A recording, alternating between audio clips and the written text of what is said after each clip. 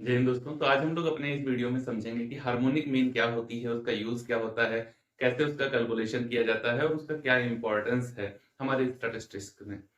तो देखिए, मैं इससे पहले आपको ज्योमेट्रिक मीन से रिलेटेड मैक्सिमम चीजें प्रोवाइड करा चुका हूँ। उसका कैलकुलेशन कैसे किया जाता है और कौन से क्वेश्चन से इंपॉर्टेंट है एग्जामिनेशन के पॉइंट ऑफ व्यू से, वो मैंने आपको करवा दिए हैं। स्टैटिस्टिक्स में सेंट्रल टेंडेंसी और उसके बेसिक से लेकर के अभी तक मैं आपको 34 वीडियोस प्रोवाइड करा चुका हूँ। सब प्लेलिस्ट का लिंक डिस्क्रिप्शन बॉक्स में दिया है। यदि आपके लिए आवश्यक है या आपके किसी साथी सहयोगी दोस्त के लिए आवश्यक है तो उस तक इसको भेजने में बिल्कुल भी संकोच मत करिएगा। तो चलिए आज जानते हैं हम लोग हार्मोनिक मीन के बारे में। देखिए, जिस तरीके से हमारा अर्थमेटिक मीन और ज्योमेट्रिक मीन एक अर्थमेटिक मीन है, मतलब अंकगणितीय माध्य है, ठीक इसी तरीके से जो हमारा हार्मोनिक मीन है वो भी एक अर्थमेटिक मीन है, मतलब अंकगणितीय माध्य है। जिस तरीके से आपका अर्थमेटिक मीन और ज्योमेट्रिक मीन किसी भी समंकमाला के सभी पदों को महत्व देता है, ठीक उसी प्रकार से हार्मोनिक मीन भी किसी भी समंकमाला के सभी पदों को महत्व देता है। लेकिन हार्मोनिक मीन छोटे पदों को सबसे अधिक महत्व देता है और बड़े पदों को सबसे कम महत्व देता है। यह स्पेशल एक बात है जो याद रखने वाली है, और खास तौर पर तब जब आप किसी कंपटीशन एग्जाम को फेस करने के लिए जा रहे हो, वो भी कॉमर्स में। तो हार्मोनिक मीन छोटी संख्याओं को सबसे अधिक महत्व देता है और बड़ी संख्याओं को सबसे कम महत्व देने वाला एक मात्र माध्य है। जितने भी माध्य हैं उन सभी माध्यों में अपेक्षाकृत हार्मोनिक मीन सबसे छोटा माध्य है। एचएम सबसे छोटा माध्य है।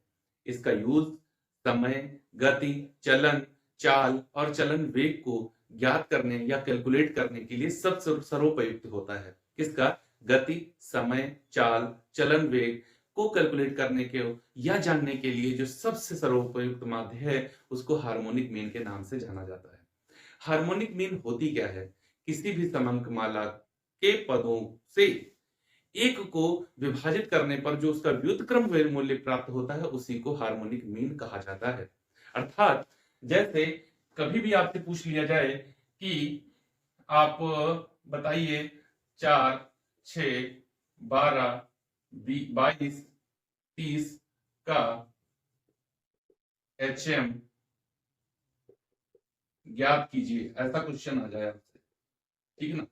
वैसे अगर वर्तमान समय में देखें तो बीकॉम के थर्ड सेमेस्टर में स्टैटिस्टिक्स को पढ़ना है, लेकिन मैं केवल उसी को टारगेट नहीं कर रहा हूं। आप इकोनॉमिक्स में भी इसको पढ़ते हैं, सोशियोलॉजी में भी इसको पढ़ते हैं, एजुकेशन में भी इसको पढ़ते हैं, तो वहां सब में देखा जाए तो शॉर्ट क्वेश्चन भी आ जाते हैं। नहीं तो अगर केवल बीकॉम को देखा जाए तो बीकॉम के थर्ड सेमेस्टर में शॉर्ट क्वेश्चन का कोई पैटर्न ही नहीं है।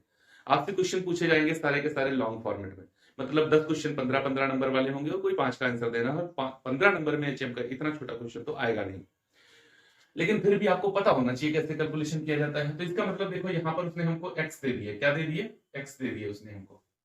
एक्स क्या है? 4 है, 6 है, 12 है, 22 है और 30 है। तो जब हम लोग को एक्स पता है तो इसका ऋषि एक्स की वैल्यू निकालनी होगी, और वो कैसे आएगी? 1/x करके आती है। तो यही तो मैं कह रहा था, यदि संख्या एक को सभी पदों से भाग दिया जाए, सभी पदों से भाग दिया जाए, तो उनका जो व्युत्क्रम प्राप्त होगा, उनका जो भजनफल प्राप्त होगा हमको, वही उन सभी समस्त पदों का हार्मोनिक मीन होगा, सबसे छोटा माध्य होता है। तो चलो देखें इसको कैसे यहाँ पर कैलकुलेट किया जाएगा। तो अगर मैं ऐसे इनको डिवाइड करते हुए चलता हूं तो क्या कौन सी वैल्यू मेरे मुझे प्राप्त होगी? 1/4 करूं तो 0.25, 0.25। इसी के साथ 1/6 अगर कर दूं तो 0.17 आ जाएगा। अच्छा, एक चीज और, या तो फिर आप रेसिएक्स की रेसिप्रोकल टेबल भी होती है आपकी, लॉगरिथम, एंटी लॉग और रेसिप्रोकल टेबल भी होती है। टेबल से मान देख सकते हैं, लेकिन आवश्यकता नहीं, आपको कैलकुलेटर इशू है। 1/x करिए, सीधे वैल्यू आ जाएंगी आपकी। फिर 1/12 कर दिया जाए तो कितना आ जाएगा? 1/12 कर दिया जाए तो 0.083, 0.083, ठीक है ना। इसी के साथ अगर 1/22 कर दिया जाए तो 0.04545, 0.0454, ठीक है ना। तीन तीन संख्या तक लेके चल रहे हैं। इसी के साथ अगर 1/30 कर दिया जाए तो 0.0333 आ जाएगा।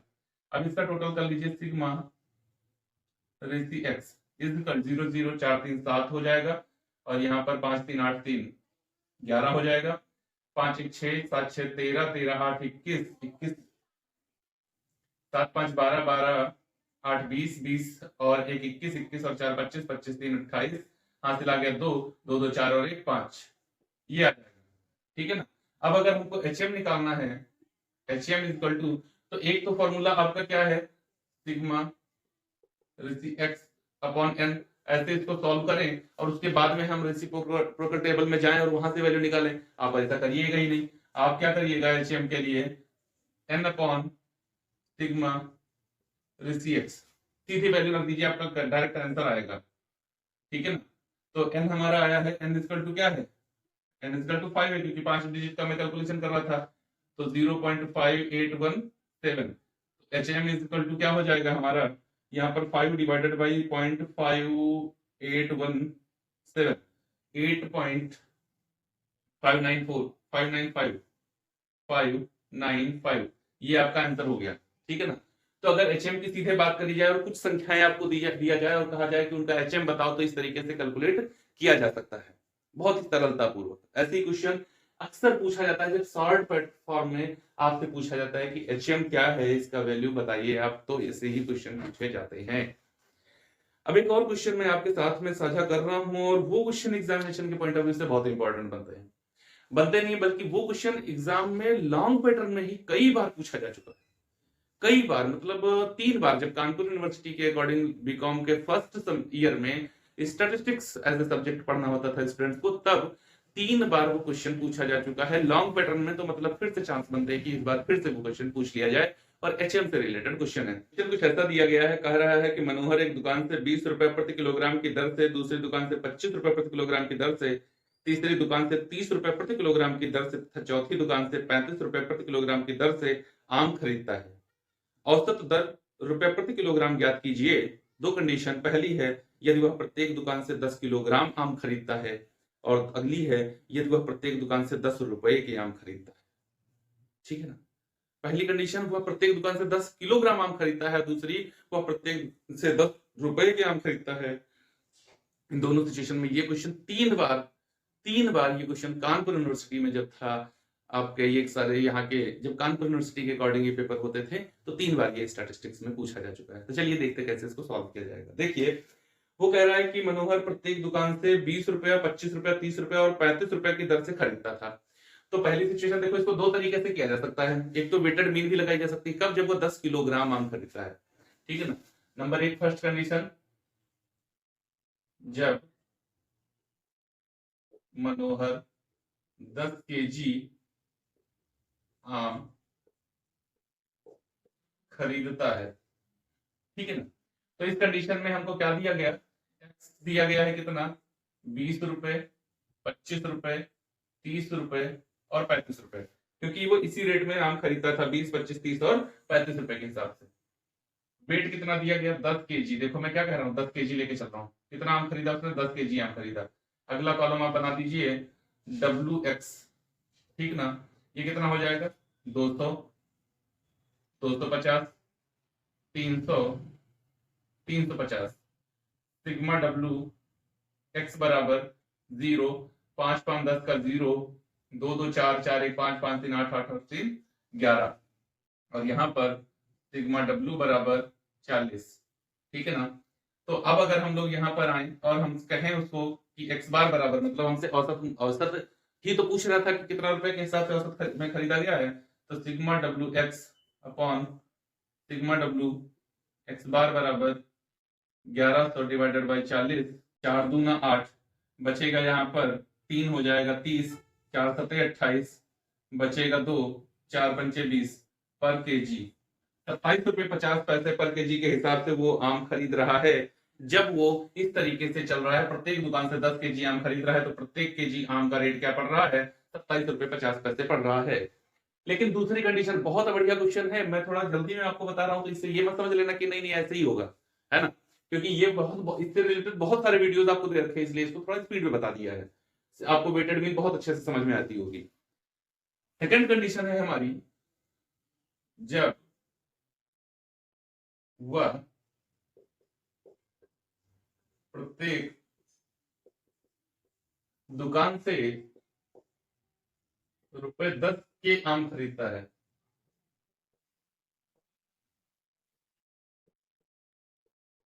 तो ये सिचुएशन, अब देखो कैसे कैलकुलेशन करी जाएगी। तो इस सिचुएशन में देखो भैया क्या करना है, यहाँ x की वैल्यू तो वही रहेगी, कितनी 20, 25, 30 और 35, ठीक है ना। लेकिन अब हमको क्या करना होगा, इसका ऋषि x निकाल देना होगा। ऋषि x कैसे आता है, 1/x। ओके, ये सिचुएशन समझने वाली है। इसका क्या करिए, ऋषि x निकाल दीजिए। क्यों?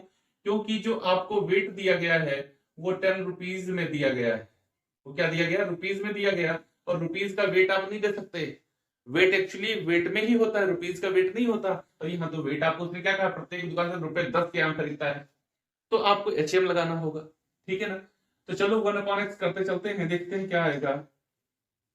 1/x 0.05, ओके, 1/1/25 0.0 तो हो ही चुका है, 0.04, उसके बाद में 1/30 0.0333, और उसके बाद में 1/1/35 0.0285 0.0285, ओके। अब क्या करना है, ऋषि WX कर देना है, ऋषि WX कर देना है, ठीक है ना। क्योंकि यहाँ ऋषि x तो यही था, इसका W से मल्टीप्लाई दे देना है, ठीक है ना।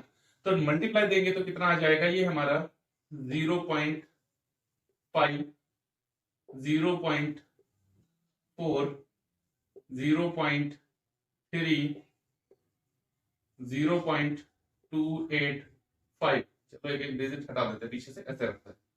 अब इसका टोटल कर लीजिए, तो यहां पर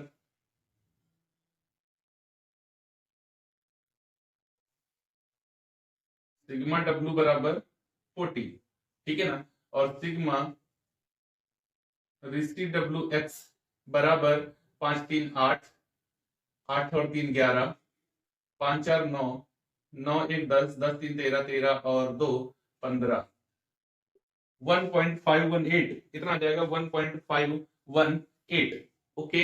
अब क्या करना है, HM निकाल देना है इसका।